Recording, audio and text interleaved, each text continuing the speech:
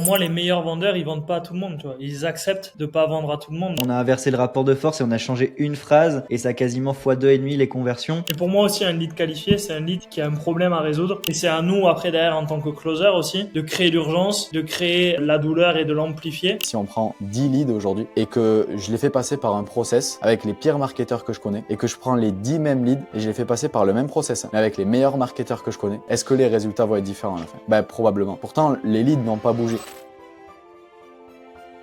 Bon bienvenue, nouvel épisode de podcast. Toujours pas de nom, mais c'est pas grave, on verra ça plus tard. Les Pas revenants, rien. Tommy et Alex. Yes, on est back. On va l'appeler le podcast. Voilà. Et sujet du jour, du coup, on a pensé au lead quality, donc le fait d'attirer des prospects qualifiés. Donc on va évoquer pas mal de sujets. Qu'est-ce que ça veut dire? C'est quoi l'impact sur la partie sales, sur la partie marketing, comment optimiser, itérer, etc. C'est un problème récurrent, surtout en high ticket, où les closers prennent des appels et souvent, et ça va être une des conversations, ils vont dire ouais franchement les gars, les leads sont pas qualifiés, qu'est-ce qu'on fait? Pareil au niveau du setting, etc. Donc on va divaguer un peu sur tout ce sujet. Peut-être juste avant de commencer, je pense que ça serait bien de définir c'est quoi un lead qualifié peut-être. Nous, on a nos critères en interne, mais faire réfléchir les gens qui regardent cette vidéo avant de dire ouais, c'est pas qualifié, ouais, c'est de la merde, ouais, c'est des touristes. Qu'est-ce que c'est un touriste et qu'est-ce que c'est un bon fit? Et basé sur ça, on pourra donner des pistes de travail ensuite. Ouais, tu fais bien juste de dire ça. J'allais le dire, Benoît, tu vois. Je pense que la première déjà question à se poser, c'est de se dire, ok, et d'identifier dans votre entreprise, c'est quoi un lead qui est qualifié et c'est quoi un lead qui est pas qualifié, quoi. Donc, comme tu as dit, je pense que c'est une des premières questions déjà à se poser, quoi. Et ça peut être intéressant juste que aussi vous, côté market, vous donnez un peu votre réponse. Et nous, avec Alex, côté sales, on donne aussi la nôtre. Peut-être qu'il y aura aussi des sujets qui vont varier, quoi. Après, ouais, c'est spécifique à chaque boîte, mais là, nous, actuellement, pour la partie les copywriters, par exemple, notre business B2C, en gros, ce qu'on va checker, c'est vraiment est-ce que ça fit avec notre avatar type? On en a déjà parlé plein de fois dans les podcasts, l'avatar. Donc, en fait, ça sert pas juste à dire, OK, j'ai un avatar, ça permet de savoir justement, d'avoir un prisme et de se dire, est-ce que les gens qu'on a au téléphone, les gens qu'on a dans le pipe, ils ressemblent justement aux personnes qu'on veut attirer. Donc, nous, on définit des critères psychologiques, démographiques, donc principalement des salariés qui ont déjà une situation, qui sont épuisés, qui veulent changer. Et après, sur la partie sales, même si c'est vrai sur la partie marketing, c'est qu'ils soient aware du véhicule qu'on propose, donc ils ont un niveau de conscience relativement élevé, aware sur la notion que ça va nécessiter un investissement et donc on n'attire pas des gens qui seraient broke, donc dans le sens où ils ont aucune capacité d'investissement parce qu'on n'est pas une association. Et c'est principalement ça, ouais, lié au véhicule, à l'investissement et à la volonté aussi de changer, de se lancer, etc. quoi. Ouais. Je dirais, nous, pour rebondir, tu vois, au niveau commercial, en plus de tout ce que tu dis, et je pense qu'on pourra faire un résumé, Tommy, n'hésite pas à rajouter. Mais pour moi aussi, un lead qualifié, c'est un lead qui a un problème à résoudre, Hmm. qui potentiellement en a conscience ou qui va en avoir conscience, et ça, on va le qualifier au niveau du setting aussi pour l'aider à mettre encore plus de conscience sur tout ça, qui est décisionnaire et potentiellement aussi qui a les moyens financiers ou en tout cas qui a l'envie de trouver les moyens et qui prend la responsabilité de trouver les moyens pour trouver les moyens financiers. Donc nous, on va qualifier aussi pour ça, pour rajouter sur ce que tu as dit, Benoît, quelque chose qui est important. Ouais, 100%. Et pour résumer, nous, de manière générale, une question qu'on pose beaucoup avec Alex à nos setters ou à nos closers, en vrai, il y a deux questions. C'est est-ce qu'on peut aider cette personne? C'est-à-dire, est-ce qu'aujourd'hui, le véhicule qu'on propose concrètement, il peut l'amener de A à B? Je vois Alex qui rigole parce que je lui pique un peu ses questions. Et le deuxième, c'est ensuite, est-ce qu'elle est prête à se faire aider? Et est-ce qu'elle est vraiment prête à se faire aider? Parce qu'elle a envie de se faire aider. C'est deux sujets qui sont différents. Tout le monde a envie de se faire aider, tout le monde a envie de changer. Maintenant, les gens qui sont prêts à changer, c'est deux choses différentes. Ça, pour le coup, c'est notre job aussi côté sales, mais on peut pas faire tout le chemin avec eux. Donc, c'est vraiment ces deux questions que moi, j'invite tous les setters à se poser. Et forcément, il rentre en compte l'aspect financier. Si la personne, elle a vraiment envie de changer les choses et qu'elle est broquille et qu'elle a un mastermind à 47 000 euros, ça va être compliqué, ok? Mais il y a cet aspect financier, mais comme il a dit Alex, par contre, ce qui est ultra important, c'est pas est-ce qu'elle a ou pas la somme. C'est est-ce qu'elle a le mindset aujourd'hui pour aller chercher les solutions. Parce que moi, perso, en tant que closer, j'ai closé beaucoup de gens qui n'avaient pas la somme parce qu'ils étaient déterminés et que j'étais bon. Okay, mais j'ai aussi raté plein d'appels, plein de closings, des gens qui avaient la somme. potentiellement qu'il y avait des choses que j'aurais pu améliorer, mais aussi parce qu'ils n'avaient pas le mindset pour. Donc, c'est pas est-ce qu'ils ont ou non l'aspect financier, c'est est-ce qu'ils ont le mindset pour aller chercher des solutions. Donc ça, c'est un des critères qui rentre en compte dans la qualification des leads, selon moi. Ouais. Vas-y, Joseph, si tu veux, mais c'était pour compléter juste ce que disait Tommy. Mais Non, vas-y. Non, j'allais juste. Cette question-là qu'on se pose les deux, la question qu'on se pose, c'est si aux deux questions, c'est oui. Aux deux questions, pardon, la réponse est oui. La question à se poser, c'est qu'est-ce qui fait que la personne n'a pas acheté avec nous? Et d'avoir cette réflexion-là. Et juste pour rebondir, parce que on peut voir justement sur le marché beaucoup de closers qui vont dire ah oui, mais il n'était pas qualifié parce qu'il avait pas l'argent ou parce qu'il a dit qu'il n'avait pas l'argent. Et comme tu disais Tommy avant, quoi, encore une fois, c'est pas ça le critère de qualification. Le critère de qualification, c'est tout ce qu'il y a dans l'ensemble en soi sur est-ce qu'elle a envie de changer, est-ce qu'elle a une douleur, est-ce qu'elle a envie de se faire aider. Et c'est à nous après derrière en tant que closer aussi de créer l'urgence, de créer la douleur et de l'amplifier et d'amener la personne à changer. Sinon, désolé, je vais taper un peu dans le dur, hein, mais on est juste des closers. On se retrouve avec beaucoup de closers qui vont être très très bons, et c'est des closers de challenge. Ils vont closer sur des challenges où les gars ils sont hyper éduqués et pour la plupart, désolé, mais ils vont être des preneurs de commandes où tu as 20-25% de taux de closing ou même 30%, tu crois que tu es hyper chaud, mais va closer sur une VSL, après va closer sur un système en tout cas qui tourne tout le long de l'année. Pour moi, c'est là où se joue le vrai closing en soi. Donc, c'était juste une petite parenthèse, mais c'était important pour moi de le partager aussi sur ce point-là. 100%, et ça revient juste sur la responsabilisation au niveau des sales, où on le sait, Alex, tu vois, on a vu beaucoup de closers. D'ailleurs, une question que je vous invite à vous poser, à poser à votre équipe pour voir si vous avez des B players ou des A players dans l'équipe, c'est quand vous avez une semaine ou un mois de down, peu importe, vous allez les voir, vous leur dites, OK, ce mois-ci, cette semaine, on n'a pas les standards qu'on va chercher d'habitude.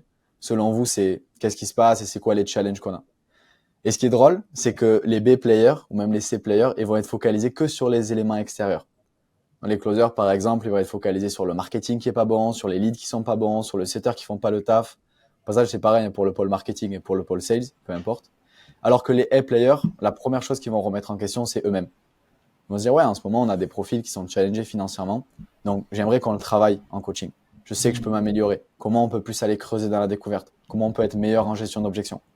Par contre, je fais remonter que, ouais, j'ai senti une variable dans les leads là récemment où ils sont un petit peu plus en difficulté financière. Parce que les éléments extérieurs, ils existent, tu vois, qu'on soit clair. Mais la différence entre les A et les B players, c'est que les A players, ils vont d'abord mettre la responsabilité sur eux-mêmes, sur ce qu'ils maîtrisent, et ensuite voir ce qu'on maîtrise pas.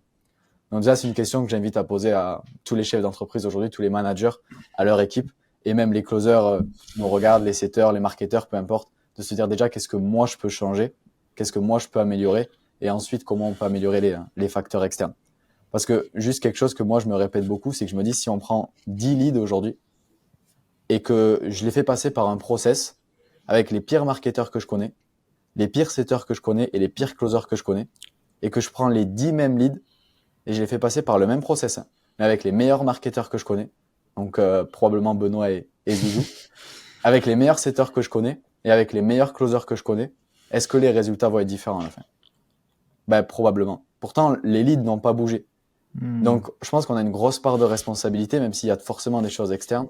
Mais la première chose à remettre en question, c'est nos propres compétences, que ce soit marketing au passage, ou que ce soit sales. Enfin, nous, Benoît, Joseph, on se remet tout le temps en question. Et une phrase qu'on dit tout le temps, c'est « mais on peut s'améliorer ».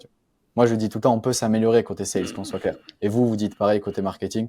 Je pense que c'est déjà la clé pour commencer à avoir la meilleure qualification des leads. Je pense que c'est le point de départ. Ouais, c'est bon sens. Ouais, Joseph, tu voulais dire quoi? Ouais, je voulais dire, l'enjeu maintenant, c'est savoir comment attirer ces bonnes personnes et ces prospects qualifiés. Et ça revient toujours à la même chose, genre connaître ton avatar. Et je faisais un call avec un de nos clients.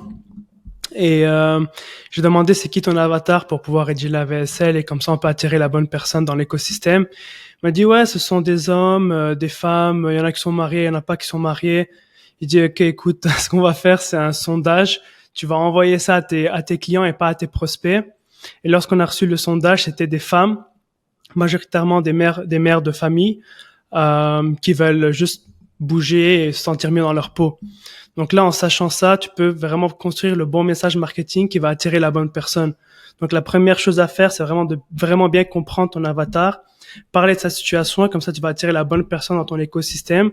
Et en faisant ça, tu vas avoir des prospects qui sont qualifiés, tu vois.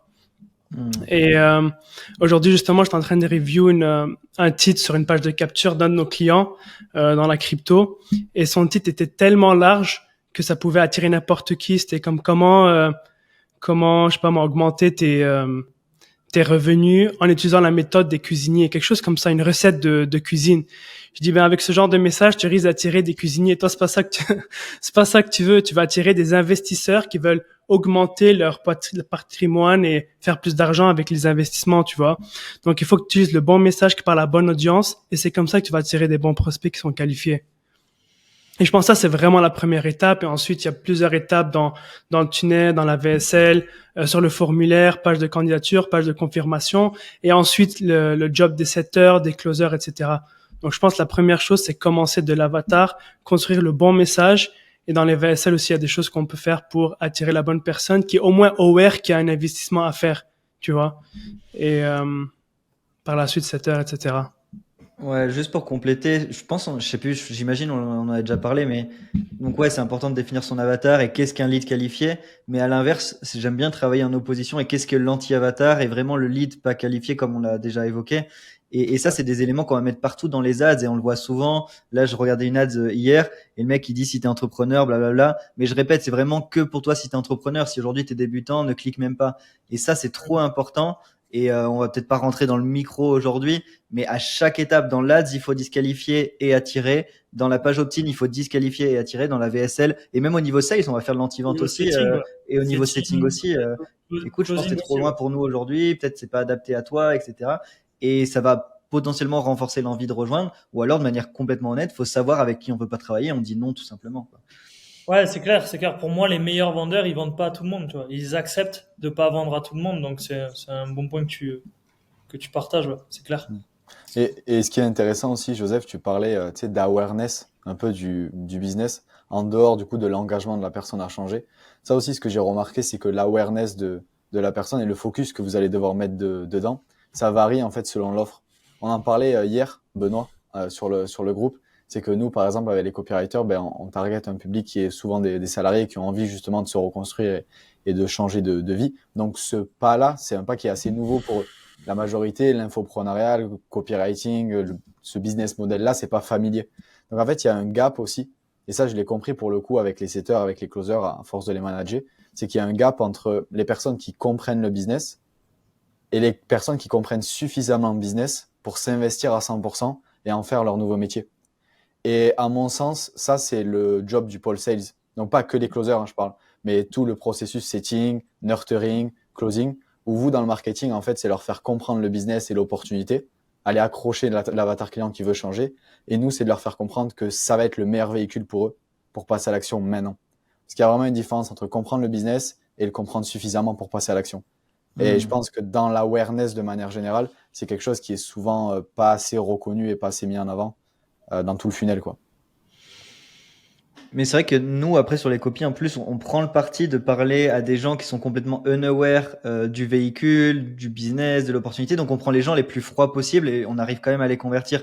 Et faut juste aujourd'hui se définir par rapport à son avatar, ce que disait Joseph aussi, avec qui j'ai envie de travailler et quels efforts je suis prêt à faire. Nous, on est prêt à prendre des gens qui sont beaucoup plus loin dans l'échelle du niveau de conscience, mais parce qu'on sait qu'on aura les compétences sales et marketing.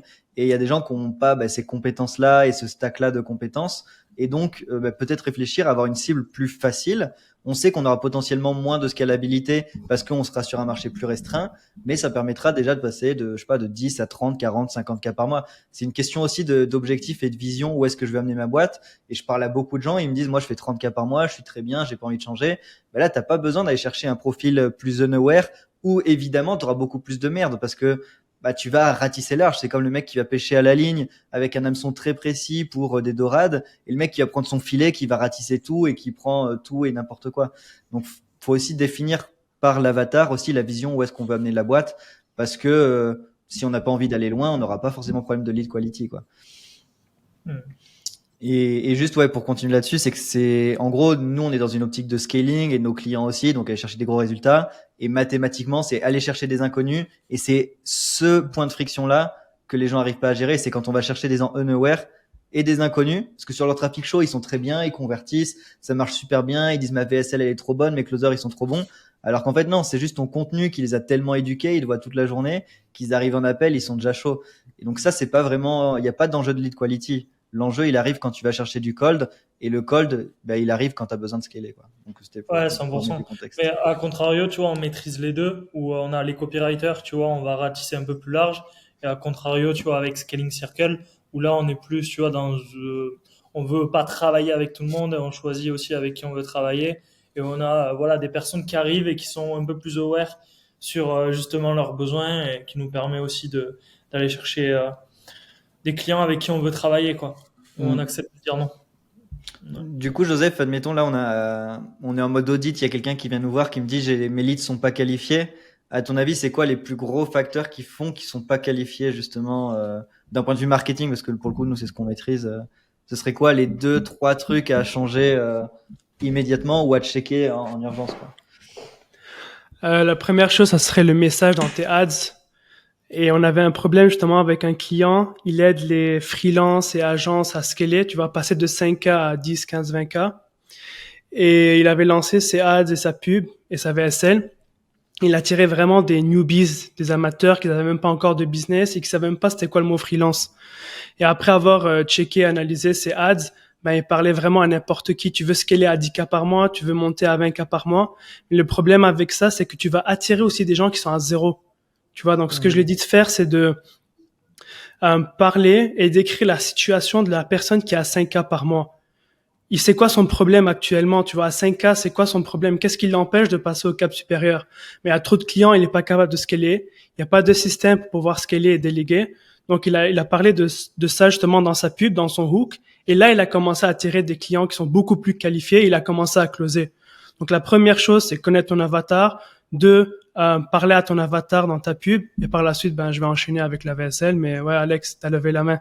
Non, mais juste parce que pour ajouter sur ce que tu dis, tu vois, l'angle du message, il est hyper important. Et moi, à titre personnel, tu vois, par exemple, on l'a vu avec un de mes collaborateurs.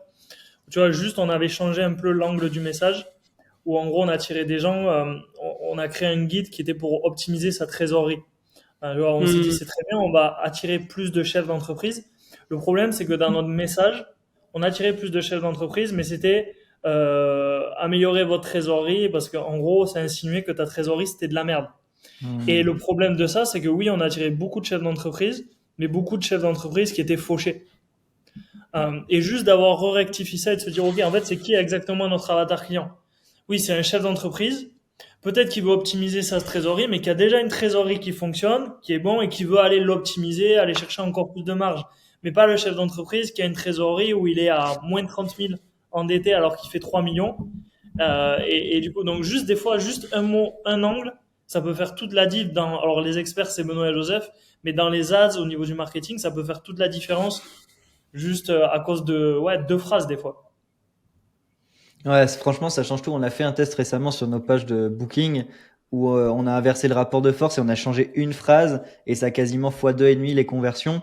Genre, c'est insane. Je sais que Joseph, dans le passé, il avait AB testé un titre de page de vente. Pareil, il a fait plus de 30% de conversion avec une phrase. Et dans les ads, c'est pareil. Tu changes un mot, ça change tout. C'est pour ça qu'on insiste comme des gogoles sur l'avatar, maîtriser vraiment son client type. Mais parce que c'est tellement important. Et on peut aller optimiser des petits tweaks de closing, des petites stratégies d'urgence, de VSL, de Webbit, je sais pas quoi. Mais si à la base, t'attires des gens qui sont pas bons parce que ton message est pas bon, bah, c'est mauvais, quoi. Je prends souvent l'image d'un peu d'un seau d'eau. S'il est troué de partout, t'as beau augmenter l'eau qui rentre, il sera quand même troué et ça marchera pas, quoi. Ouais. Donc, ouais, après le prochain step, une fois que tu as attiré la bonne personne dans ton écosystème, il a regardé la VSL, là après, je pense que le prochain step, c'est le travail des setters et closers. Donc, comment on fait pour faire passer quelqu'un de ouais, j'ai peur, je doute, à j'ai plus confiance en vous, je veux rejoindre votre méthode, votre solution. Et je pense que ça, c'est un un travail à faire au niveau des setters et je pense que c'est assez important. On a vu la différence entre un setter qui le fait mal et un setter qui le fait super bien. On a explosé nos résultats, les prospects arrivaient sur le call beaucoup plus excités, ils avaient envie de rejoindre, on faisait beaucoup plus de pif. Genre, c'est juste incroyable le travail à faire avec les setters et bien le faire.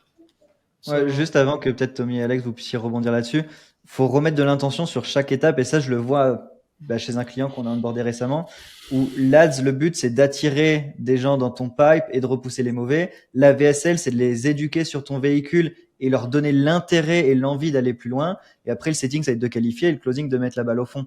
Mais c'est important de remettre aussi de l'intérêt et de l'intention sur chaque étape parce qu'il y en a qui pensent que c'est au closer d'éduquer sur le véhicule, d'enlever les peurs, d'expliquer beaucoup de choses, etc. Ou il y en a qui pensent que c'est ok au marketing et le sales, il est juste là pour présenter le programme et pitcher le prix et c'est tout.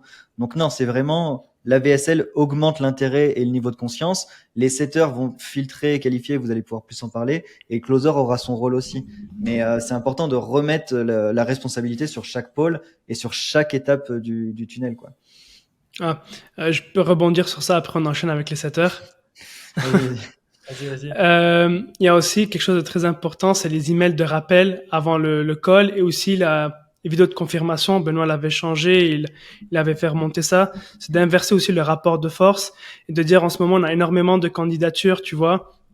Il y a un conseiller qui va vous contacter, donc s'il vous plaît répondez, sinon malheureusement on pourra pas. Votre rendez-vous va être annulé. Et juste en faisant ça, c'est les gens qui vont venir se vendre à nous et ça change complètement le rapport de force. Donc ça, je pense, c'est super important. Et donc, on a fait ça, on a remarqué aussi la qualité des leads, le choix prêt à augmenter. Et je parlais avec un de nos clients récemment, il avait une séquence email de rappel, genre, ouais, on a un appel dans 1 heure, on a un appel dans 3 heures, on a un appel dans 6 heures. Et son choix prêt était pas mal. Mais dès qu'on a changé sa séquence email de rappel, en envoyant de la valeur, des vidéos qui contre des objections, des fausses croyances et des témoignages, il a remarqué son choix rate augmenter. Donc, le fait de faire ça, plus la vidéo de confirmation et ensuite le job des setters, je pense que c'est là que tu commences à avoir des résultats qui sont intéressants et tu peux scaler avec un beau ROAS. So, Ouais, 100%. Et c'est intéressant de rappeler que c'est un travail d'équipe en soi. Et en fait, c'est pas juste le marketing ou juste le closing, c'est juste tout le process. Pour la majorité, enfin nous, je reprends notre avatar client avec les copywriters. C'est des personnes, tu vois, le pas qu'ils peuvent potentiellement faire avec nous, c'est un pas qu'ils ont jamais fait. C'est un pas qu'ils ont jamais fait. Donc, tu peux pas, en 1 heure de discussion avec une personne que tu connais pas, casser des croyances limitantes et des pensées qu'ils ont depuis 20, 30, 40 ans, en fait. Donc, c'est vraiment tout le process pour moi où c'est de les éduquer sur qu'est-ce qui est le mieux pour eux, mais sur les éduquer sur plein de points qu'on a discutés. Et c'est pas dans le closing qu'on va checker ça, dans le marketing qu'on va checker ça. Et c'est vraiment un ensemble, en fait, pour leur apporter l'awareness qu'ils ont besoin, l'engagement qu'ils ont besoin, démonter les peurs qu'ils ont besoin. Les closers, ils sont là pour finir. Mais comme au foot, s'il y a que les attaquants, ça va être compliqué, quoi. S'il n'y a pas les milieux pour faire des passes et les défenseurs pour ramener le ballon, ça va être compliqué. Donc, c'est vraiment ce travail d'équipe-là. Et pour moi, juste quelque chose qui m'a aidé aussi à comprendre le funnel au début, que Alex m'avait partagé d'ailleurs. Si je devais juste le noter, je pense que ça va pouvoir donner de la clarté sur les gens. Je dirais que peut-être le marketing aujourd'hui, donc quand je parle de marketing, je parle de ads, VSL, email, etc., comme tu parlais, Joseph, ça va passer une personne en fait de 1 à 4 sur 10, par exemple. Ensuite, derrière, au niveau du setting, on va peut-être la passer de 4 à 6. Après, on va faire le nurturing, tu vois, qui va la passer de 6 à 7. Et ensuite, le closer, il va passer de 7 à 10 pour l'engager.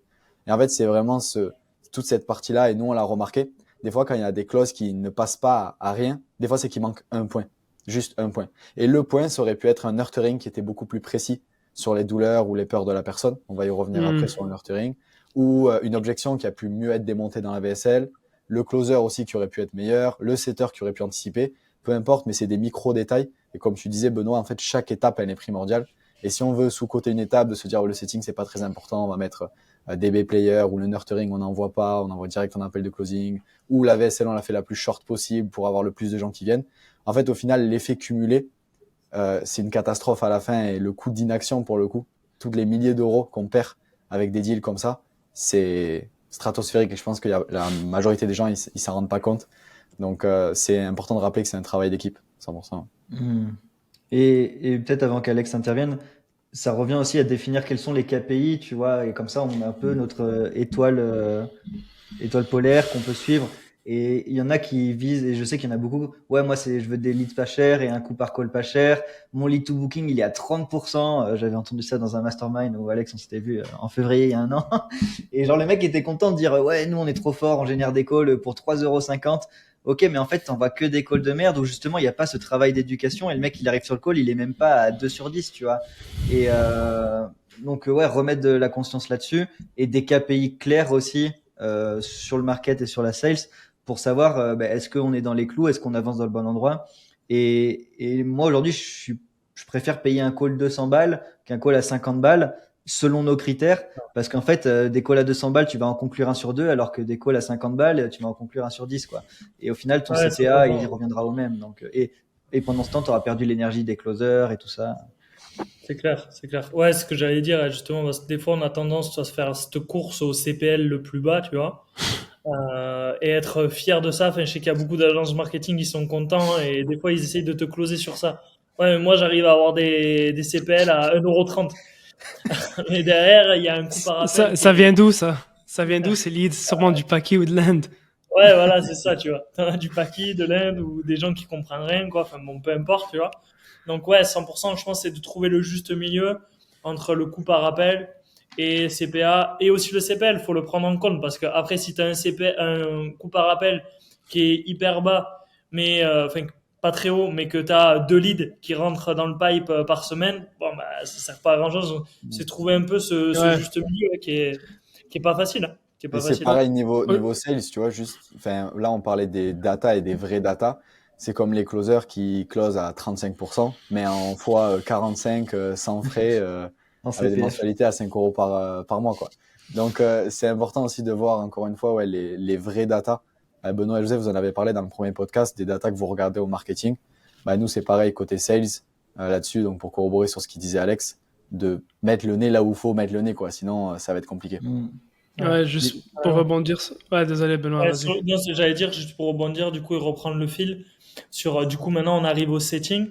Peut-être, Tommy, si tu veux rajouter, nous, au niveau du setting, comment, justement, aujourd'hui, on va, pareil, qualifier, éduquer, tu vois, les prospects pour se dire, bon, ça revient sur ce qu'on a dit un peu tout à l'heure, mais si tu avais des choses à rajouter sur ça. Ouais, pas grand-chose, mais nous, juste, on a un process qui est ultra important. C'est donc la phase de setting. Je vais y revenir juste après. Et après, la phase de nurturing aussi. Et ça, souvent, je vois que c'est quasiment inexistant dans beaucoup d'entreprises. Et pour moi, c'est vraiment un gros goulot d'étranglement. Concernant le setting, ça revient aux 2 questions qu'on s'est dit au début. C'est OK comprendre, du coup, qu'est-ce qui a intéressé la personne ici? Pourquoi elle est là? Aller checker l'awareness de la personne. Est-ce qu'elle est là parce qu'elle a vu de la lumière et elle a cliqué? OK? Ou est-ce qu'elle est là parce qu'elle a un réel intérêt derrière? Déjà, ça, c'est un des points qui est important. Donc ça, c'est le premier point. Ensuite, le deuxième, c'est comprendre sa situation. Quand je parle de situation, je parle de qu'est-ce qui lui va pas aujourd'hui dans son quotidien, pourquoi ça lui va pas, à quel point ça lui va pas, et qu'est-ce qu'elle veut voir changer. À partir de là, nous, on va pouvoir aussi déterminer est-ce qu'on peut aider cette personne. Une personne qui nous rejoint dans les copywriters et qui veut gagner 20 000 € en une semaine, ça va être compliqué. Ok. Donc ça, c'est le deuxième point. Après, le troisième point, du coup, c'est l'engagement.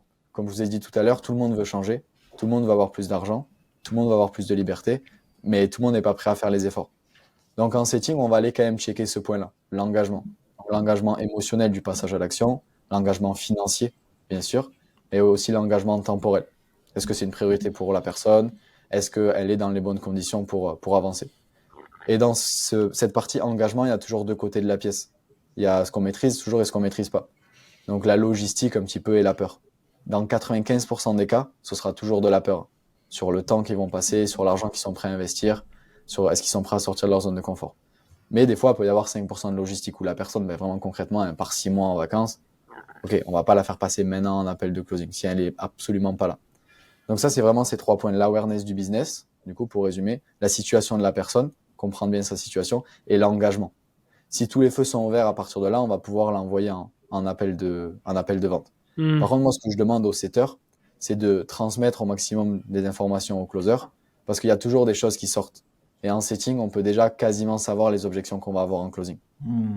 Ouais. Et Donc, au je niveau de rajouterais l'engagement, aussi, juste, je ouais, rajouterais aussi ce qu'on demande au setter, Tommy, c'est aussi transmettre un maximum de certitude. Tu vois. ouais, Et 100%. plus, ça, on l'a vu réellement, on a eu des setters, on a des setters dans notre équipe qui ont fait notre programme, qui ont des résultats grâce à notre accompagnement. Et outre la technique, outre la stratégie, je pense qu'aujourd'hui, la certitude, l'énergie que tu vas transférer et que tes setters vont transférer durant l'appel, il est hyper important. Parce que Ouais. les gens, ils ont besoin de quoi? En tout cas, sur notre niche, et qui est un peu plus make money, on va toucher plus de gens. Euh, les gens ont besoin de certitude, ont besoin de confiance. Donc, cette image, elle est hyper importante aussi. Cette énergie-là, elle est hyper importante. Si vous avez des setters qui sont à 2 à l'heure, qui transpirent un peu le doute et qui sont en mode, bah, je dois juste prendre mon téléphone pour prendre mon téléphone, réellement, ça va avoir un impact outre la stratégie, quoi. Ouais, Ouais, c'est Ouais, même c'est au quand... niveau closing, hein. Ouais, même niveau closing. Ouais, surtout, ouais. on avait un closer qui sous-performait il y a un an plus ou moins, et je l'avais pris en call en mode bah, qu'est-ce qui se passe, etc. Et en fait, lui-même avait déjà investi dans un programme sur lequel il n'avait pas eu de résultat, et en fait, il reflétait ses propres doutes sur les appels, et c'était flagrant une fois que j'avais cette information de me dire bah ouais, lui-même, il est pas closé en fait parce qu'on vend. Donc évidemment il va pas aller challenger les gens, il va pas avoir le niveau de certitude à 100%. Et moi, c'est ce que je lui disais, et c'est vrai. Aujourd'hui, ma sœur, elle a suivi le programme. Mon meilleur ami, il a suivi le programme. Je l'ai donné récemment à une cousine aussi. Genre, j'ai un niveau de certitude où si ma mère, elle me dit, j'ai besoin d'un taf, je sais pas quoi faire, je fais, bah, si tu veux devenir copywriter, je te donne mon programme et je sais que tu vas avoir des résultats avec. Et aujourd'hui, je pense qu'il y a, je sais pas, je vais dire n'importe quoi, mais il y a 90% des gens sur notre marché qui peuvent pas se regarder droit dans un miroir ou dire à leur mère, à leurs enfants ou quoi, vas-y, prends mon programme, c'est de la bombe, c'est incroyable et tu vas avoir des résultats avec. Parce que bah, ils ont fait de la merde, ils sont pas allés à fond dans la livraison, et donc naturellement ça se ressent un peu potentiellement partout dans la chaîne, quoi, autant marketing que sales. Donc 100%. Ouais. et ce que je voulais dire par rapport à ça, c'est que c'est holistique en fait, c'est marketing, c'est sales, c'est livraison, c'est setting, c'est l'offre, c'est l'avatar. Genre la qualification des leads, c'est ça peut se jouer que à la certitude, tout peut être parfait, mais si t'as un closer qui est pas certain parce que la livraison est à chier, ben en fait, même avec le meilleur closer, le meilleur marketing, tu vas rater des ventes, quoi. Ouais, exactement. Et c'est d'ailleurs pour ça que nous, dès qu'on recrute, le premier closing qu'on fait, c'est les closer sur l'offre, en fait, et les closer sur eux-mêmes. Là, ben, vous le savez, semaine dernière, j'ai recruté 2 nouveaux closers. C'était simple, hein, je les ai mis dans un appel avec Céline et Philippe, qui sont des clients avec nous. Ouais, des Ils ont setters. tout explosé. Qu'est-ce qu'il y a, pardon? T'as Ah, je recruté trouvais setters. les deux Ah ouais, setters. ouais, des setters, ouais, pardon. Je les ai mis avec Céline et Philippe. Je leur ai dit, bah, racontez votre histoire. Céline, elle a dit qu'il y a 6 mois, elle était coiffeuse et qu'aujourd'hui, elle fait des factures à, je vais pas citer, mais à plusieurs milliers d'euros tous les mois. C'est les closer sur l'offre, en fait. Incroyable. Parce que 100%, en fait, aujourd'hui, tu peux avoir la meilleure technique du monde. Si t'as pas de certitude, tu n'auras pas de résultat. Moi, si demain, tu me demandes de closer pour une offre dans laquelle je crois pas du tout, je peux utiliser les meilleures techniques de closing que j'ai appris. Je performerai jamais aussi bien que si je close avec une offre où j'ai de la certitude. Donc, il y a toujours, encore une fois, deux côtés de la pièce, la technique et un peu la posture. Et ça, c'est ultra important en setting parce que la majorité des gens, ils sous-cotent en fait le setting, de se dire, bon, ben, c'est des setters, enfin, on va se focus sur les closers, c'est eux qui convertissent. Et en fait, c'est une grosse erreur pour moi parce que les setters, ça va être la vitrine. Aujourd'hui, ça va être la première personne dans laquelle ils vont parler. Et le manque à gagner d'avoir des mauvais setters, c'est terrible. C'est terrible parce que s'il y a juste 5% de vos leads qui passent en plus avec des bons setters, tous les jours, toutes les semaines, tous les mois, toutes les années, en fait, je pense que si tu calcules le CA, tu ferais des nuits blanches. Tu vois. Donc, c'est important aussi de garder ça en tête. Alors, c'est pas facile, forcément, de trouver les bonnes personnes dans le setting, mais c'est ultra important, comme disait Alex, d'avoir des setters qui ont déjà une posture, en fait, de leadership, qui connaissent le business aussi, qui ont de l'awareness, qui ont de la certitude, parce que tout ça, ça se transmet et ça se transmet pas avec un script. Ouais. Ouais. Et juste peut-être pour rajouter, juste pour en profiter, mais et quand vous avez justement des bons setters, bah, en profiter aussi pour créer un environnement pour qu'ils restent et pour les remercier aussi et pas juste les considérer comme des pions parce que c'est des setters. Parce que je vois beaucoup voilà aussi d'entreprises qui considèrent un peu les setters comme de la chair à canon, alors que encore une fois, je pense que comme l'a dit Tommy, c'est la première image de votre entreprise aujourd'hui. Donc c'est clairement un des premiers verrous qui peut vous permettre d'aller chercher de gros résultats ou des résultats moyens, quoi. Bon, c'était une petite parenthèse, mais c'est parce que je peux entendre et voir des choses des fois sur les setters où c'est un réel impact, mais on a tendance à les sous-estimer, les sous-évaluer. 100%. Et Et juste pour finir sur les setters, désolé Joseph, mais dernier point aussi que je leur demande, c'est aussi de transmettre un peu le feedback qu'ils ont eu aux closers. J'en ai déjà rapidement parlé, mais je vais refaire un point là-dessus parce que en setting, on va voir le haut de l'iceberg, ok, des objections de la personne qu'on va avoir en appel. et les objections au passage qu'elles se racontent depuis des années. Et en tant que closer, ben moi je sais que c'était déterminant quand je voyais la fiche de mon setter. Alors j'essayais de pas moi-même projeter. Ça c'est un danger pour le coup. Si vous voyez une fiche ou un setter qui vous dit compliqué financièrement, les closers ils vont projeter. Donc sans projeter, c'est pas facile, hein, mais sans projeter, mais par contre, je vais moduler mon appel d'une manière différente selon le feedback des setters. Où je vais pouvoir aller checker plus ou moins en profondeur certains points dès le début de l'appel, dès ma phase de découverte, pour éviter de me prendre ça en fait en objection.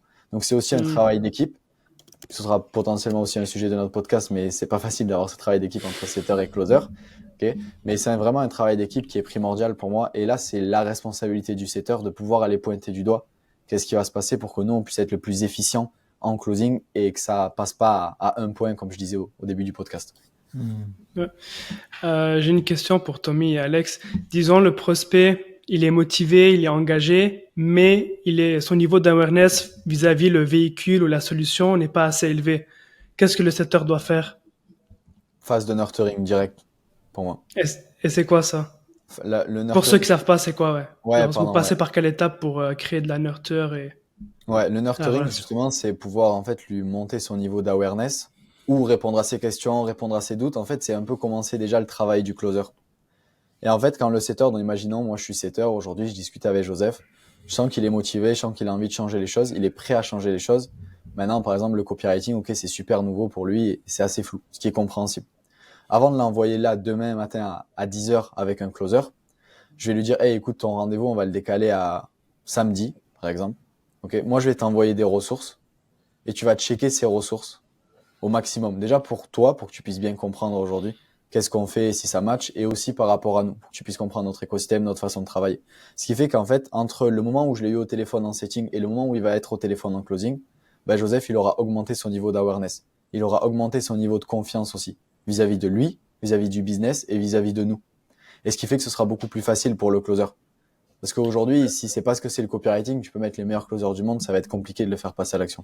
C'est vrai. Du coup, le nurturing, c'est un travail collaboratif avec le marketing, quoi, et avec vous. Et c'est ce sur quoi on a beaucoup travaillé aussi. Hein. Et peut-être j'ai une question. Et qu'on continue à travailler aussi. Ouais, et qu'on continue à travailler beaucoup aussi. Mais juste, je voulais vous renvoyer un peu la balle parce que pour vous donner un peu la balle, parce qu'on a pas mal parlé avec Tommy. Et justement, ce travail de nurturing qu'on travaille continuellement.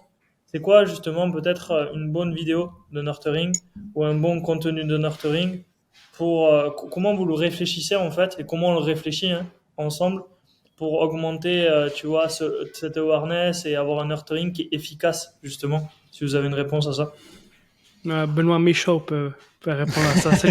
C'est lui qui a fait la belle vidéo sur le mindset et qui va faire la vidéo sur les objections vis-à-vis le véhicule. Donc vas-y. Mais juste avant, juste demander au closer, c'est quoi les objections qui reviennent souvent, genre hier, je te donne un exemple, lundi, mardi, on a fait 15 000 encaissés, 10 000 encaissés, après on a une chute de vente. Et là, on s'est posé la question, mais pourquoi on n'a pas vendu ces jours-là? Et comment ça se fait que les lundis et mardis, on a fait beaucoup de ventes, tu vois? Et là, Tommy et Alex nous ont dit, ouais, c'est parce qu'il y a énormément d'objections vis-à-vis le véhicule, etc. Et par la suite, bon, je te laisse continuer, Benoît. Ouais, mais après, c'est cool, c'est pas toi, parce que là, pendant que tu parlais, je pensais, j'avais d'autres idées, et ça fait que de fuser dans ma tête. C'est pour ça que je prends des notes vite fait pour pas oublier. Mais sur la vidéo nurturing, ouais, non, c'est juste ça, c'est prendre les objections, les dégommer une par une avec de la preuve sociale, donc soit du storytelling pour que la personne puisse s'identifier et se dire, ok, ben, ce que lui il a vécu ou ce que son élève a vécu, c'est ce que moi je vais vivre ou ce que je vis. Et il n'y a pas vraiment de framework, mais c'est juste à 100% basé sur les vraies objections. Et ça, c'est l'enjeu aussi du lead quality. C'est qui on écoute, quoi. Est-ce qu'on écoute les closers qui nous disent, ouais, là, les profils sont challengeants, etc. Et nous, on aurait envie de changer des choses au marketing. Ou est-ce que ils ont vraiment raison, en fait? Et c'est ça qui est compliqué de savoir. Donc, et même sur les KPI, quelle est la bonne vraie KPI, etc. C'est toujours celui qui vous dit aujourd'hui vous avez un problème, vous voulez scaler à 100K par mois, il suffit d'améliorer votre pôle vente et c'est parti. Non, c'est pas vrai. C'est toujours holistique et c'est des micro détails partout. Et donc sur la construction d'une vidéo de nurturing, ça va vraiment être basé sur les retours terrain des closers. On va leur demander, je sais pas, leur top 3, 4, 5 des objections à tous les closers, tous les setters. Comme ça, chacun aura déjà un prisme différent. Je vais tout mettre sur un doc. Et après, je vais croiser avec ce que moi je connais de mon avatar parce que je connais bien mon marché, etc. J'étais mon avatar avant, donc je sais ce que j'ai vécu et je vais identifier ce qui est vraiment pertinent ou pas. Et parfois, les closers vont faire remonter des choses que je juge pas les plus intéressantes à dégommer. Et je vais vraiment me focus sur les principales objections. Et après, de manière le plus honnête, transparent, authentique, partager de la valeur, dégommer l'objection, raconter des histoires, ajouter de la preuve pour rassurer. Et des vidéos nurturing, ça peut être juste une vidéo de 15, 20, 30 minutes. Il n'y a pas besoin que ce soit un webinar de 2 heures. C'est juste parler à l'avatar au plus profond de lui-même, de ce qu'il ressent. Et ça peut être des peurs très profondes, quoi. Ça va pas être juste j'ai peur d'investir. Tout le monde a peur d'investir. Moi-même, tu me dis donne-moi 5 000 euros. Ok, 5 000 euros pourquoi? Non, c'est vraiment qu'est-ce qu'il y a derrière. Et donc ça, je vais le dégommer dans la vidéo, quoi. Ouais. Euh, ouais, juste ajouter des trucs. Il y a aussi, on le fait sur la page de confirmation, on ajoute les top 2 vidéos qui vont péter les objections et aussi en retargeting sur Meta. Donc pour tous les leads qui ont booké un call, avant le call, ce qu'on va faire, c'est retarget avec des témoignages, l'histoire de Benoît, mon histoire, une autre vidéo sur le véhicule, donc revendre le véhicule, le copywriting c'est quoi et pourquoi ça peut aider les gens. Et à part ça, il y a aussi les emails de rappel. Donc le fait qu'il y a les vidéos sur la page de confirmation, plus retargeting, plus les emails de rappel, plus les setters qui envoient des ressources, le prospect arrive sur l'appel excité, beaucoup plus qualifié que le premier jour il a vu la vidéo, tu vois, la publicité. So, c'est juste faut vraiment un matraquer tout. Ouais. les leads. Et c'est là où justement, faut faire attention au retour des setters ou des closers. Je me souviens, il y a 2 ans, on avait mis un début de poll setting en place. Et l'un des premiers feedbacks, c'était ouais, il y a trop de témoignages, vous parlez trop de témoignages, trop de témoignages. Et nous, on les avait enlevés en prenant ce signal-là, alors qu'en fait, c'était pas du tout un bon signal. Et après, ça marchait moins bien. On disait putain, mais pourquoi ça marche moins bien? Et les closers, pareil, ils peuvent vous dire, je sais pas si vous avez des conditions, par exemple, est-ce que je suis prêt à me lancer maintenant, pas maintenant? Est-ce que j'ai 500 euros ou 2000 euros à mettre? Ils vont être vachement biaisés par ça. Ils vont dire ouais, les calls moins de 500 euros, ils sont à chier, ils sont à chier. Et du coup, on pourrait prendre des décisions basées sur ça et les enlever. Et du coup, ça, pour le coup, on a Ouais, testé. Hein, et à chaque fois, alors ça se que pète c'est la gueule que quand des on écoute perceptions, trop tu vois. le feedback des Ouais. closers. Et même, Ouais. vas-y Alex, vas-y. Non, mais c'est juste faire attention à ça sur la prise de décision, ou en tout cas, c'est pas prendre des décisions sur la perception d'un closer ou d'un setter, mais prendre des décisions sur quelque chose qui est beaucoup plus global, tu vois, et pas Tellement, ouais. juste individuel, quoi. Et c'est pareil à titre personnel, c'est moi je peux ressentir ça en tant que head off, mais c'est pas parce que ma perception en tant que head off, elle est juste head of sales, directeur des ventes, elle est juste. Donc c'est prendre quelque chose aussi de plus global et aller challenger en fait ces idées. Je pense que des fois on a tendance à oublier, c'est que ah il y a le closer, il nous dit ça, comme tu disais Benoît, vite on change. Au lieu d'aller challenger l'idée, aller chercher plus d'informations et aller voir si c'est quelque chose qui est plus collectif, plus que individuel, quoi. Mm. Ouais, juste pour ajouter un exemple par rapport à ça, c'est qu'on a un des clients Scaling Circle qui justement m'avait dit un retour d'un des closers sur ouais, on devrait peut-être disqualifier les leads qui répondent X, Y ou Z. Sur le fond, probablement. Et en fait, quand j'ai lu les critères de disqualification selon les closers, ça l'était pas du tout pour moi en fait. Donc d'où l'importance pour moi de soit avoir les bonnes compétences, soit se faire accompagner pour avoir les bonnes compétences de personnes qui concrètement vont pouvoir te dire ok, ça c'est des décisions de A player et ok, faut changer quelque chose, ou ça c'est des décisions de B player. Mais t'as raison Benoît en soi, parce que c'est ce qu'on fait. Et aujourd'hui, si demain cette personne-là elle allait disqualifier peut-être 10-15% des leads, en fait à la fin du mois, à la fin de l'année, combien de chiffre d'affaires elle perd juste parce qu'elle a pris une décision basée sur un closer qui a peut-être pas aujourd'hui les compétences et le niveau nécessaire pour prendre ce genre de décision. Ouais, et pour revenir sur ça, aujourd'hui, je checkais les stats d'un de nos clients et j'ai remarqué que le mois dernier, il était à 60%, 70% de show-up rate et ce mois-ci, il est tombé à 50 ou 60. Et je lui demandais, qu'est-ce que tu as changé? Il m'a dit, ouais, on a diminué le nombre d'emails de rappel parce qu'il y avait plein de gens qui se sont plaints et tout. Je dis, ouais, nous, on a fait exactement la même chose il y a 1 an, 2 ans. Notre show-up rate a baissé. Donc, écoute même pas ces gens-là. Peut-être c'est les pires clients, tu vois. Genre, remets tes emails de rappel et tu vas voir que ton show-up rate va augmenter. Donc, c'est super important de faire attention qui tu écoutes et de toujours lire les data, les KPI. Ça, c'est trop important. Je pense qu'on prend trop de décisions émotionnelles et qu'on prend pas des décisions rationnelles. Et c'est les chiffres qui parlent et c'est pas les émotions. So, juste faire attention Ah, ça, il faut Exactement. pas Ouais, s'emporter 100%. par les émotions. Et même moi et Benoît, on s'emporte, mais en tout cas, moi, plutôt que Benoît, je m'emporte souvent par les émotions et c'est pour ça d'ailleurs, j'ai perdu mes cheveux, mais il faut faire attention et, Et ouais. c'est pour ça que je voulais rajouter aussi de pas copier les autres sur le marché, tu vois, où nous, admettons, on va mettre quelque chose en place, admettons un Jotform où on filtre les gens, mais en fait, nous, on le fait basé justement sur des datas, sur de l'expérience, sur du testing, etc. Et je vois trop de gens sur le marché qui disent, ouais, mais regarde lui, Jean-Pierre, il fait comme ça, et ça marche super bien, il a plein d'abonnés, il fait plein de ventes.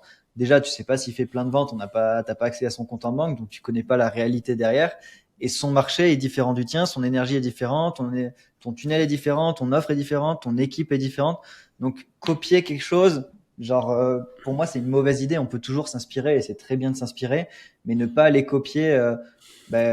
Typiquement, l'exemple que disait Alex tout à l'heure avec son collaborateur, où il se dit, vu que c'est quelqu'un qui a une grosse audience, les gens pourraient dire, vas-y, je vais copier son message, c'est trop bien et tout. Alors que eux, ils étaient en période de testing et ils l'ont supprimé après parce que c'était de la merde. Et ceux qui ont copié, ils vont se dire, trop bien ce message, et ils vont se planter parce qu'ils ont C'est copié un clair. truc qui marche pas. Et je sais qu'il y a des gens qui laissent tourner des ads sur leur ads librairie Facebook, par exemple, exprès pour que les gens aillent copier un truc, alors que eux, ils ont genre 1 euro par jour dessus, donc elle continue d'être diffusée. Et donc les gens ils vont dire putain, ça fait 8 mois qu'elle roule cette pub, elle doit être trop forte, je vais la copier, alors qu'en fait pas du tout. On devrait faire ça, Benoît. Mettre des 1 euro par jour sur plusieurs pubs. Mais ouais, donc c'est pour dire ouais Ouais. Et juste pour revenir aussi sur le nurturing, dernier point que je voulais dire, c'est que au début, en fait, j'ai appris avec l'expérience que vaut mieux envoyer 2 nurturing, tu vois, une vidéo, peu importe, une page, mais envoyer 2 nurturing qui vont être spécifiques par rapport à ce que la personne a besoin d'entendre et de voir et qu'elle va les consulter, Personnalisé. plutôt que d'en envoyer 10 où elle va regarder à moitié, en fait.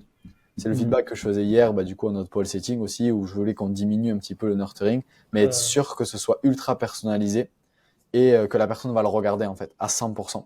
Donc ça, c'est quelque chose à faire parce qu'on peut tomber dans ce truc de, OK, je vais envoyer tous les avis clients, je vais envoyer 5 vidéos, je vais envoyer 10 000 trucs. Au final, la personne, soit elle va pas le regarder, soit elle va le regarder à 10%, en fait. Hmm. Donc pour C'est finir, être le plus personnalisé possible. C'est clair. exactement, ouais. Et juste pour finir aussi sur le pole setting, parce qu'on parle aussi de la qualification des leads, c'est le sujet de base. Un des indicateurs qui va être important de regarder, c'est le nombre de passages de setting à closing. Ça, c'est un KPI du coup qui va nous indiquer à peu près, OK, est-ce que les gens qu'on attire correspondent aux gens qu'on envoie? Même s'il y a toujours le facteur humain qui rentre en compte des setters, d'où l'importance d'avoir des bons setters et d'avoir des bons managers qui peuvent trancher. Mais en tout cas, ça, c'est un des critères qu'on regarde dans le setting. Ouais. Ouais. Mais Et je voulais vraiment réinsister là-dessus parce que ça me pète le crâne à quel point c'est important. C'est vraiment genre, il suffit d'une seule étape qui est pourrie et ça nique toute l'échelle de valeur, quoi. Genre, si on a, je le dis parce qu'à l'époque, on avait un Jotform, par exemple. Genre, si la VSL est trop bien, les ads sont bien, les closers sont bons, les setters sont bons, mais que la transition entre VSL et appel, le Jotform, il est trop disqualifiant ou il est trop laxiste, mais en fait, ça va niquer tout ce qu'il y a derrière, quoi. Et ça peut se jouer à une question dans un Jotform, quoi. Ça peut se jouer à un mot dans une ads, comme on disait, donc, ou à un email reminder en plus ou en moins. Donc, et c'est ça clairement pour moi la différence aujourd'hui entre quelqu'un qui veut scaler et qui n'y arrive pas et quelqu'un qui scale et qui y arrive. Ça se joue à quel point je maîtrise mon business par les data et à quel point je maîtrise l'échelle de valeur dans son entièreté de l'entrée à la sortie, quoi. ouais, et juste, du coup, un point qui est important, d'où l'importance justement d'avoir un système, à mon sens, où Benoît, tu pourras, je pense que tu vas valider ça, mais d'avoir le plus lean possible et le plus simple possible, parce que souvent les gens vont sous-estimer justement tout ce qui que chaque détail peut faire la différence. Donc plus ton système déjà il est simple, plus il est lean, plus ça va t'éviter aussi, tu vois, d'avoir des problèmes dans ton funnel qui est où tu sais pas d'où ça vient, où il y a des soucis. Parce que je vois beaucoup de gens, ils se disent ok, ils démarrent, ils vont vouloir faire des challenges, plus webinaires. Après derrière, ils ont vu que ça, le low ticket marchait, ils vont créer tout un système, mais c'est le truc, c'est t'en as de partout. Alors que ils auraient été au plus simple possible et déjà juste avoir un funnel que tu optimises tout le temps. Déjà rien qu'avec ça, je trouve le travail est immense. Mais souvent on s'en rend pas compte quand on est, on va dire, plus débutant, qu'on a 10K, 15K, qu'on voit des gars qui font 200, 300, 500K par mois. On s'en rend pas compte que déjà juste d'avoir un funnel, le travail monstre que ça demande pour l'optimiser et déjà en faire une machine de guerre, ben c'est déjà colossal quoi. Et Et c'est ça qui crée de la résilience à long terme, en fait. Je pense que alors là, on dévie un peu du sujet du lead quality, mais ça fait partie aussi du sujet, dans le sens où les gens qui ne scalent pas, c'est qu'ils scalent pas, ou alors ils scalent pas et ils n'arrivent pas à le maintenir sur la durée. Et c'est parce que justement, ils n'ont pas un système adapté, ils n'ont pas un business qui est résilient. Et nous, aujourd'hui, notre business, et c'est une note que je m'étais mis par rapport au lead quality, l'enjeu du lead quality, c'est aussi d'être capable d'optimiser, d'itérer et de pousser un peu plus la machine jour après jour. Et ceux qui commencent à être stuck à 300 euros par jour d'ad spend et ils se disent, bah, ça marche plus, là, mes leads, ils sont tous pourris, ou alors mes leads sont trop chers d'un coup et tout, c'est parce que leur business n'est pas résilient. Et donc, il y a un moment donné où, bah, t'as un grain de sable dans la machine et ça se pète la gueule. Et nous, on arrive à avoir des niveaux d'ad spend et de scaling qui sont intéressants parce que justement, il y a cette boucle constante d'itération où ça devient un peu antifragile et ça devient de plus en plus résilient sur le long terme. Et c'est de plus en plus ma vision du business en ligne, en tout cas ça c'est très personnel, de viser la longévité plutôt que la croissance absolue. Et je préfère croître de 50% par an que de 300%, mais être là encore dans 5 ans, alors que des mecs qui ont fait des millions et qui ont disparu du jour au lendemain, j'en connais plein. Depuis 2018, j'en ai vu passer. Joseph, Alex, pareil. Tommy, peut-être un peu Ils moins. sont Je sais là, pas si ça on te les fait voit, entendre. Joseph. C'est ça, ils sont là, là. Mais voilà, donc avoir des bons leads et faire appliquer tout ce dont on a parlé aujourd'hui, ça vous permet aussi d'avoir un business résilient et au lieu d'aller chercher du scaling absolu, c'est aussi chercher de la croissance saine et qui est pérenne à long terme, quoi. Ouais, c'est important. 100%. Je vais donner juste, je te laisserai Tommy peut-être, mais juste je voulais finaliser sur ce truc de nerd. Je pense que c'est hyper important, enfin tout ce qu'on a dit. Mais un point aussi, juste un dernier truc qui est important et que nous-mêmes on a sous-estimé peut-être avec Benoît et Joseph pendant quelques temps, c'est en fait se poser la question qu'est-ce qui va se passer entre quand le prospect va réserver un appel et le setting, entre le setting et le closing et entre le R1 et le R2. Et qu'est-ce qui va se passer, que ce soit une journée, 2 journées ou autre, c'est qu'on est sur un marché de plus en plus aujourd'hui, il y a de plus en plus de concurrence, on est sur un marché de la Sophistiqué, confiance. ouais. Et les gens, qu'est-ce qu'ils vont faire? Ils vont regarder sur Internet, ils vont taper les copywriters sur Internet, ils vont regarder, ils vont taper Benoît Michaud. Donc un point, je pense, qui est hyper important aussi, c'est comment vous pouvez travailler votre identité, votre carte d'identité digitale, on va dire, sur Internet, pour que derrière, la plus-value aussi et la valeur perçue du coup de votre marque, de votre entreprise, elle soit améliorée. Donc ça, je pense, c'est un point important parce que des fois, il y a beaucoup d'entreprises, tu as un call avec eux, ça se passe bien, tu te dis putain, ça a l'air intéressant et tout, il y a un peu de doute, je vais taper leur nom sur Internet, et là, il y a rien.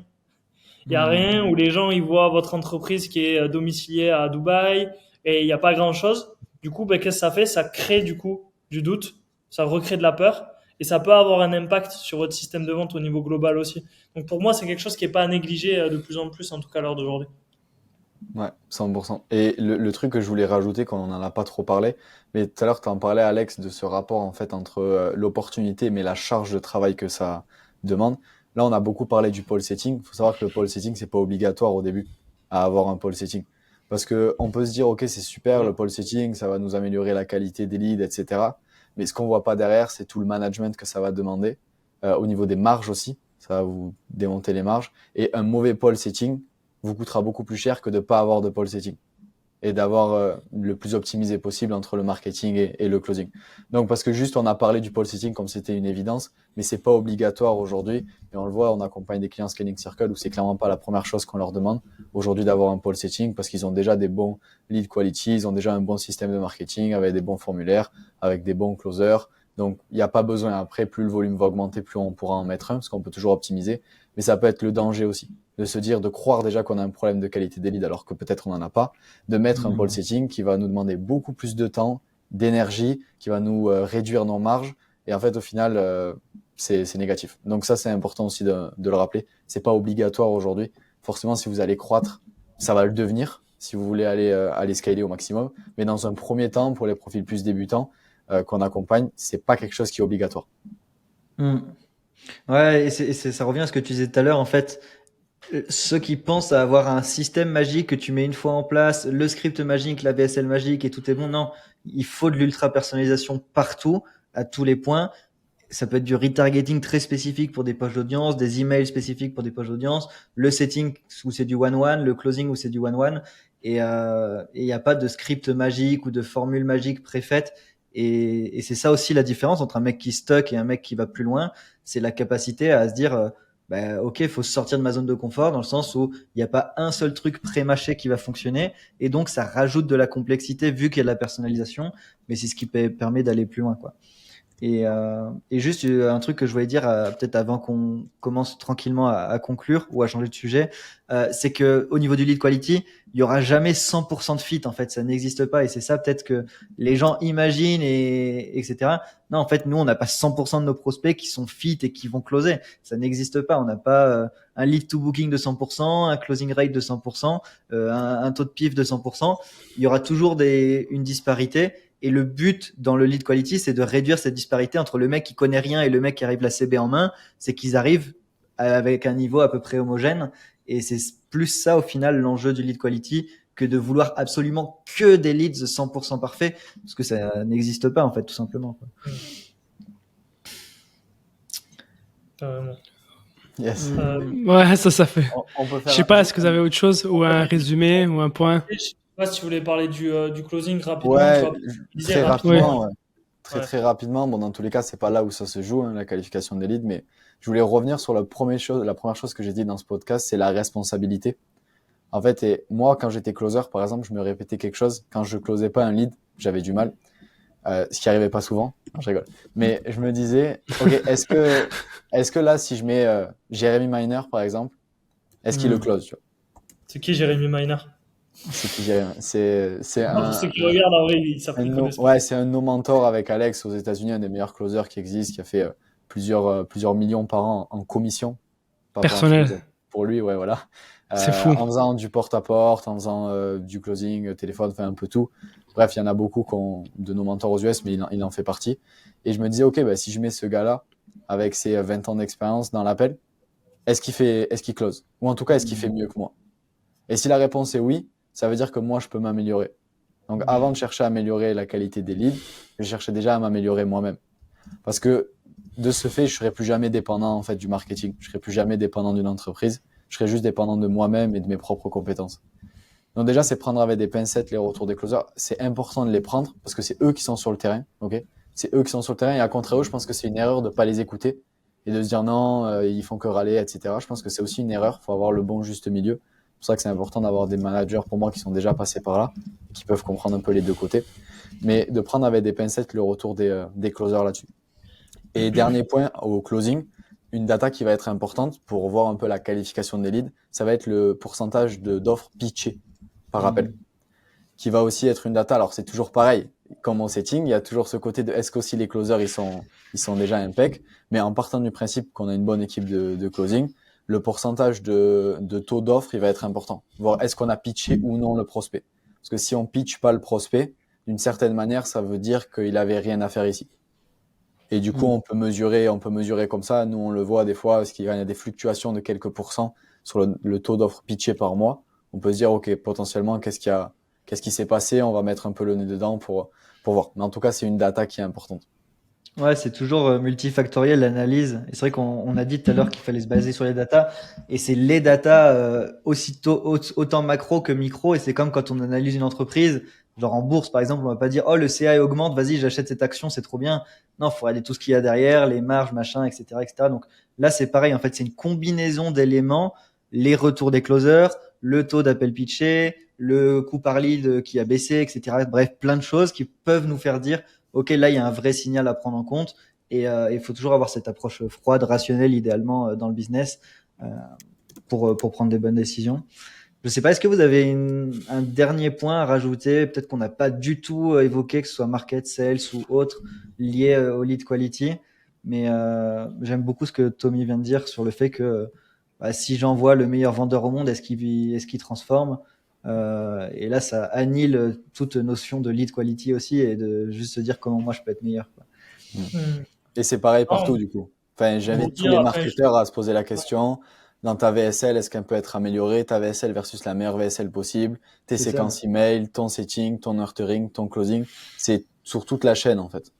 Est-ce que si Zouzou écrit ma VSL, j'aurai des meilleurs leads? Ça, c'est sûr. Non, après, pour finaliser, je sais pas, pour dire, tu vois, pour moi, la qualification des leads, c'est juste ce que je pense que les gens doivent retenir. c'est que c'est un ensemble. C'est pas juste le marketing, c'est pas juste le setting, c'est pas le closing, mais c'est une organisation. Mais ce que je dis souvent, la différence entre juste une équipe commerciale et marketing ou autre, c'est la différence entre ça et une organisation. Là, je disais, c'est vraiment une entreprise, c'est une organisation commerciale marketing qui travaille main dans la main pour analyser chaque étape. Et c'est pas l'un ou l'autre, quoi. Euh, Après, c'est d'identifier, voilà, quoi. et souvent, les personnes qui n'ont pas les résultats qu'ils désirent dans un VSL funnel ou book funnel, c'est parce que soit ils ont juste l'aspect marketing, et même là, l'aspect marketing est pas fou, soit ils ont juste l'aspect commercial. Et nous, avec Scaling Circle, c'est qu'on fait les deux, tu vois. On prend les meilleurs des deux mondes, que ce soit Tommy, Alex ou Benoît, et voilà. Et on combine les deux pour justement accompagner nos clients partie marketing. Donc, toutes les speed tests, les améliorations qu'on a fait depuis 4-5 ans avec notre tunnel et toute l'expérience de Tommy et Alex avec toutes les équipes qu'ils ont gérées et voilà. On combine ça ensemble pour aider nos clients à scaler, passer de 10-20K à 30, 40, 50, même 100K par mois encaissés et pas facturés. Donc, c'est deux choses différentes. Donc, voilà, les gens peuvent essayer de le faire tout seul, mais ça va prendre énormément de temps et beaucoup d'années et gaspiller beaucoup d'argent sur des tests. Ou sinon, nous, on donne vraiment une roadmap avec toutes les tests qu'on a fait pendant les 5 dernières années, avec l'expérience pour vraiment propulser leur business de 10K à 50, 100K par mois en l'espace de 3, 4, 5, 6 mois, quoi. Donc, voilà. Et Et, prochaine étape, c'est juste cliquer et prendre un rendez-vous et on va analyser votre business de A à Z et on va ensuite donner une roadmap claire et vous aider à, let's go, faire les 100K par mois encaissés et plus. Yes. yes, puis on vous invite à liker. Si vous avez aimé aussi, n'hésitez pas à nous dire en commentaire des sujets que vous aimeriez qu'on aborde. Et on Et un prendra nom. 1 heure et demie pour en parler. Et ouais, bah, that's it. Good. Je voulais rajouter une phrase, mais du coup, on a déjà conclu, donc trop tard. Non, vas-y, ça c'est le PS, ça c'est le PS à la fin d'un email. Non, je voulais dire par rapport au lead quality aussi, et c'est peut-être le mot de la fin, qu'il y a toujours des cycles de vente et des vagues en fait. Je disais tout à l'heure qu'il n'y a pas 100% des gens qui sont fit, mais en plus, on va toujours avoir de la variance ou de la variabilité dans la qualité et dans les cycles de vente. Des fois, on va faire des semaines exceptionnelles et il n'y a pas de raison particulière, ni data, ni closing, ni marketing. C'est juste que on a attiré des meilleurs humains et il y a une part de chance, ou je sais pas comment ça s'explique. Et parfois, il y aura des leads un peu plus pourris et ça fait partie du jeu. Et l'enjeu, c'est pas de Hmm. tout remettre en question au bout d'une semaine, 2 semaines, 3 semaines pourries. Fait toujours prendre de la hauteur. Et pareil, on en parlait des datas, mais les regarder au mois, pourquoi pas au trimestre. On commence à la semaine aussi et regarder chaque jour. Putain, aujourd'hui, j'ai pas fait de vente, j'ai mis 2000 € en pub. Comment ça se fait? Laisse le process se faire, laisse le nurturing se faire, faire les R2, etc. Et après, ça va se lisser. Et c'est ça qu'on disait aussi tout à l'heure, où l'idée, c'est d'avoir un business résilient. C'est que plus on optimise comme en faisant tout ce qu'on a dit, plus c'est résilient et moins on aura de pics. Et là, nous, on le voit où toutes les semaines, on arrive à atteindre notre objectif qu'on définit parce que c'est hyper stable en fait. Et ça apporte une sérénité pour les closers où ils savent qu'ils peuvent limite savoir 1 mois à l'avance combien ils vont gagner de commission à la fin du mois. Pour nous, au niveau marketing, où on sait combien on peut dépenser, pour nos équipes, pour le business, etc. Et c'est ça qu'il faut voir au lieu de simplement est-ce que je vends ou je vends pas. C'est le côté prévisible. Et là, on sait que le lundi, quand on définit nos objectifs de la semaine, on a une certitude à 90% qu'on va atteindre nos objectifs, alors que on n'est pas devin, juste on a un business résilient, quoi. Donc ça, je voulais. Ouais, dernière chose juste pour rebondir sur ce que tu as dit, Benoît. On Il va va y toujours avoir rebondir. euh, euh, il va y avoir des semaines où tu fais super bien, une autre semaine où tu vas avoir attiré des leads pourris. Et moi, ce que je fais maintenant, c'est toujours, je regarde le time to sale attribution.